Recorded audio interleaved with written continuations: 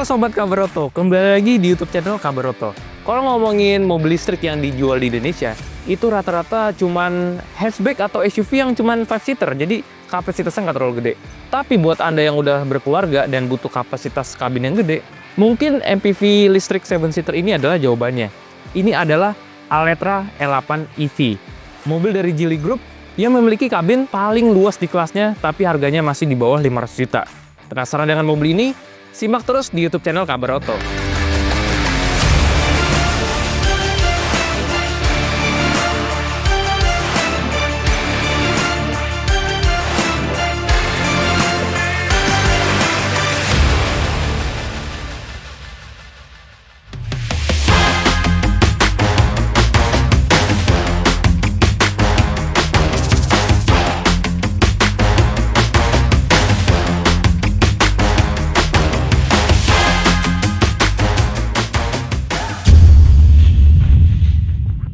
Untuk harga Alletra E8 sendiri adalah 488 juta, jadi masih terjangkau banget untuk MPV yang luas kabinnya itu lega banget. Menariknya, mobil ini tuh dijual dengan dua varian. Yang pertama itu adalah varian 8-seater sama ada varian 7-seater. Nah, yang 7-seater ini seperti mobil yang kita review ini, dia ini row keduanya udah mengadopsi captain seat, sedangkan yang 8-seater dia row keduanya itu nyambung. Jadi sesuaikan dengan pilihan Anda. Tapi dengan harga di bawah 500 juta, mobil ini tuh udah dapat baterai yang cukup gede. Dia itu kapasitasnya 64,7 kWh yang disambungkan ke roda depan, jarak tempuhnya bisa 540 km. Cukup jauh ya jarak tempuhnya. Dan ngomong-ngomong soal performa, ini juga impresif. Dia tenaganya bisa 160 daya kuda serta torsi 240 Nm. Bahkan Alletra ngeklaim ini mobil 0 ke 100 km per jamnya hanya 10,7 detik. Tapi sebelum kita bahas test drive, kita bahas dulu bagian eksteriornya. Nah, kita ngomongin bagian depan dulu ya. Jadi, untuk bagian depan di mobil ini tuh desainnya simple. Dia tuh nggak banyak aksesoris yang macem-macem. Dia tarikan garisnya cukup elegan, nggak yang lebay gimana-gimana. Ini lampu udah full LED ya, lampunya udah full LED. Dia itu bisa ngatur headlamp leveling lewat interior, menarik tuh. Sama dia udah ada fitur lampu auto. Jadi kita di kondisi segala cuaca, mau siang, malam, hari, pagi, itu nyalain aja mode autonya, nanti mobil ini bisa sesuaikan lampunya sendiri. Karena ini mobil listrik, dia grillnya minimalis. Sama untuk buat nyolok chargernya, dia itu ada di bagian depan. Dan mobil ini udah tersedia fast charging. Jadi dari 30% sampai 80% itu cuma sekitar 20 menit. Tapi memang sayangnya dia itu belum ada sensor parkir di bagian depan. Nah, sekarang kita lihat bagian sampingnya. Secara dimensi, mobil ini tuh bongsor banget untuk sebuah MPV. Bahkan dibandingkan BYD M6, mobil ini tuh lebih panjang. Panjang mobil ini tuh 4,8 meter, dia lebarnya 1,9 meter, dan tingginya 1,6 meter. Jadi untuk sebuah MPV, ini cukup bongsor. Tapi tenang aja, mobil ini tuh gampang dikendalikan karena visibilitasnya luas dan juga ada kamera 360. Yang menarik itu ada di suspensinya. Jadi, suspensinya itu bagian depan MacPherson Strut with Active Comfort Suspension, sedangkan yang belakang itu Multilink, udah full independent, dan memang karakter suspensinya ini didesain untuk comfort oriented. Jadi begitu lewat jalan rusak, begitu lewat highway, mobil ini tuh empuk ya. Nanti kita cobain. Untuk pemilihan ban ini juga cukup bagus. Dia itu pakai pelek ring 18 dibalut dengan ban 255 profil 55 R18. Untuk rem ini juga impresif. Dia selain depan belakang udah cakram, tapi fitur ABS, EBD, dan BA ini juga melekat pada rem ini. Nah, untuk spion, dia pengaturannya udah elektrik seperti mobil baru pada umumnya dan juga udah tersedia fitur electric retract. Sekarang kita lihat bagian belakangnya. Bagian belakangnya ini juga terlihat futuristik seperti bagian depan. Dan tadi seperti yang gue bilang, desain mobilnya itu nggak banyak yang macam-macam, nggak lebay, nggak apa, cukup simple tapi enak dilihat. Nah, untuk bagasi dia udah tersedia port tailgate tapi belum yang by kick. Jadi cuma lewat tombol sama tombol yang ada di dalam. Tapi enaknya dia udah tersedia rear wiper sama window fogger. Terus dia selain ada kamera belakang, dia itu ada 3 buah sensor parkir di bagian belakang. Tapi sayangnya yang di depan nggak ada. Nah, sekarang kita lihat bagasinya. Ini udah port tailgate, jadi tinggal dipencet doang. Nah, bagasinya nih. Bagasinya ini cukup luas ya. Ini jok row ketiganya bisa dilipat, seperti yang bisa kalian lihat. Dan dia memang nggak rata lantai, tapi kapasitasnya udah cukup gede, yaitu bisa 459 liter. Nah, kalau misalkan butuh yang space lebih gede lagi, itu sebenarnya tinggal beli yang 8-seater aja sebenarnya. Karena joknya itu bisa dimajuin sampai depan, dan ini lebih gampang, jok row ketiganya itu bisa dilipat dengan mudah. Nah, sekarang kita bahas interiornya.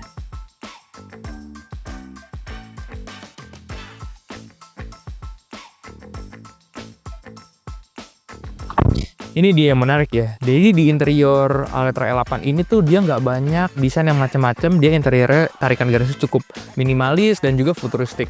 Meskipun begitu ya, dia itu masih mempertahankan materialnya yang soft touch. Seperti di dashboard ini soft touch dengan bahan kulit ya. Jahitan-jahitannya juga asli. Ini juga di joknya juga cukup empuk, enak. Dia itu pengaturan bagian depannya udah full elektrik, jadi nggak perlu pakai tenaga otot lagi. Udah tinggal dipencet pakai jari aja. Sama yang menarik ya, dia itu masih menyediakan tombol fisik. Jadi tidak seperti mobil Tiongkok yang baru-baru gitu ya. Mayoritas kan dia pengaturannya harus lewat layar. Dia layarnya gede dan ngaturnya harus lewat head unit. Oh, di mobil ini beda. Di mobil ini masih tersedia tombol fisik. Contohnya ya, untuk tombol tombol AC dia masih nyediain tombol fisik. Begitu juga front sama rear defogger. Headlamp leveling masih ada tombol fisik di bagian kanan sini. Sama untuk pengaturan kecerahan dimmer, dia masih ada tombol fisiknya di puter-puter aja nih, knob di sebelah kanan sini. Tapi tenang aja, di head unitnya ini juga cukup lengkap ya. Dia itu head unitnya ukurannya 12,4 inci, udah bisa Android Auto, Apple CarPlay, sama udah ada kamera 360.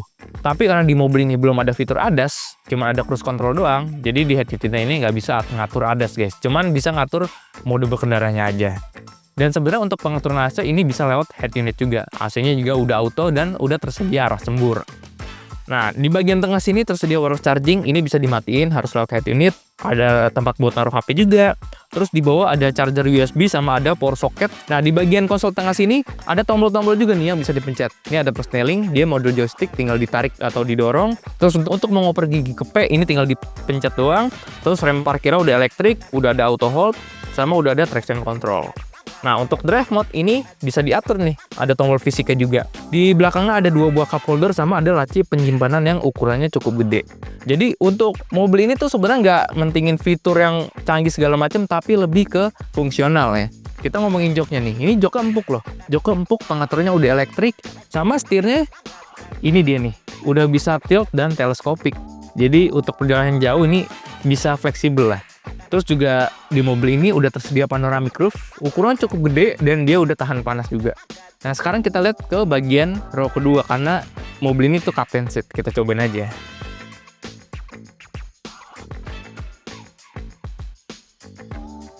Oke, ini dia nih jok row keduanya.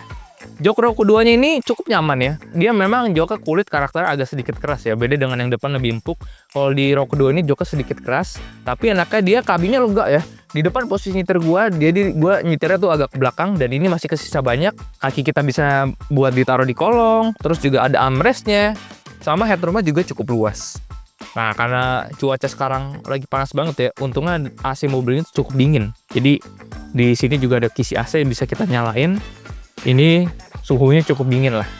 Terus juga udah tersedia seat belt juga sama ada tempat kantong penyimpanan di jok bagian depan. Jadi buat naruh dompet, HP, ini bisa banget nih buat dijadiin tempat penyimpanan. Nah, gua akan langsung aja tes baris ketiga ya. Kita akan setting dulu paling maju kira-kira seberapa luas. Oh, ini maju banget ya. Kita pasin deh sama legroom gua. Nah, segini nih. Kita coba. Nah, untuk jok row ketiganya ini sebenarnya cukup sempit ya. Tadi gue udah setting joknya lumayan maju. Dengan posisi jok yang lumayan maju aja, ini legroomnya sempit, tapi headroomnya masih bisa dikit.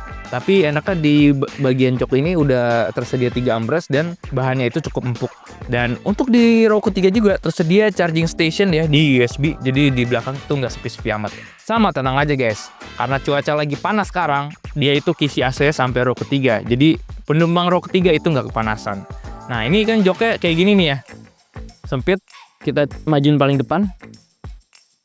Nah, ini baru ada space ya. Cuman penumpang row keduanya jadi sempit. Nah, jadi kalian berantem deh antara penumpang row kedua sama ketiga. Jadi memang di jok row ketiga lebih cocok buat anak kecil aja.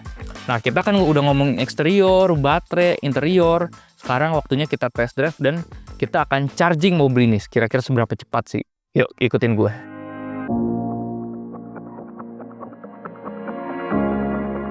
Oke Sobat Kabaroto, sekarang kita mau test drive mobil ini. Langsung aja. Persnelingnya enak ya, dia posisinya masih gede di tengah. Setirnya juga enteng banget untuk di kecepatan rendah. Nah, enaknya dari Altra L8 ini dia tuh gasnya tuh halus ya.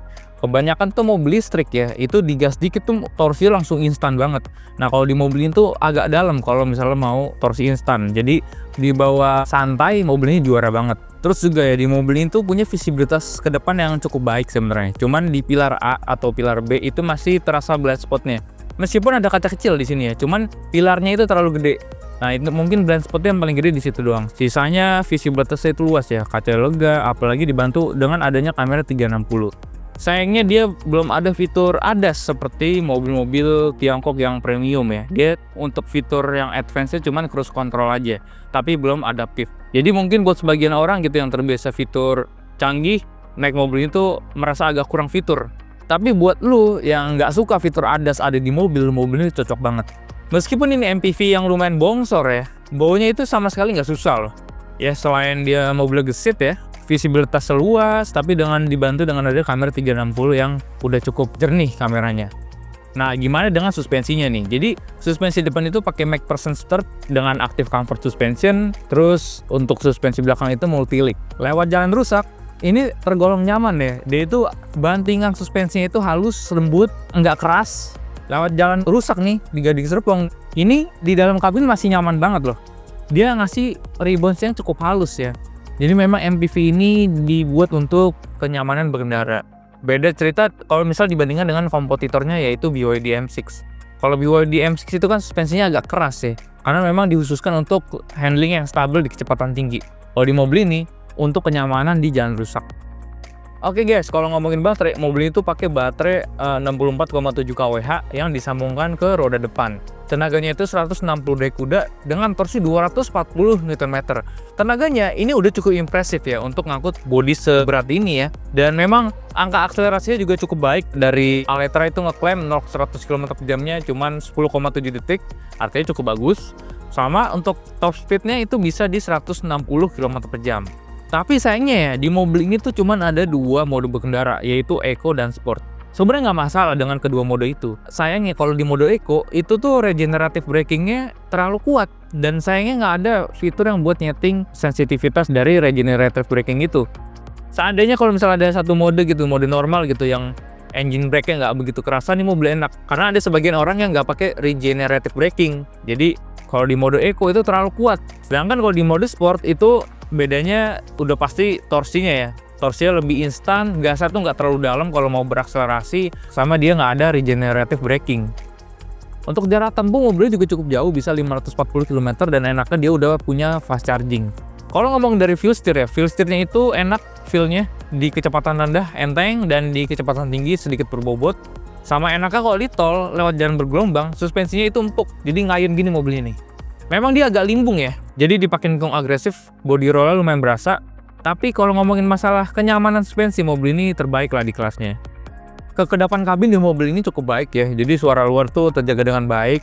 Ada suara motor-motor sedikit masuk itu wajar, dan suara knalpot motor ngebrong itu juga masuk lumayan wajar. Tapi sisanya mulai dari suara angin, suara kendaraan yang sunyi, itu kekedapan kabinnya cukup baik loh. Untuk posisi nyetir sendiri sebenarnya ini mobil kayak bawa SUV ya, lumayan commanding, tinggi. Dia tuh nggak bisa disetting ala sedan, meskipun joknya itu disetting paling rendah.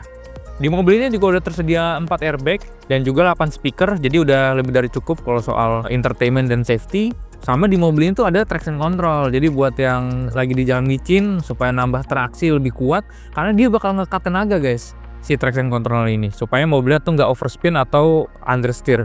Pajak di mobil ini tuh cukup murah ya, dia itu pajaknya cuma 443.000, apalagi udah bebas ganjil genap, mobil listrik, sama jarak tempuhnya cukup jauh, 540 km.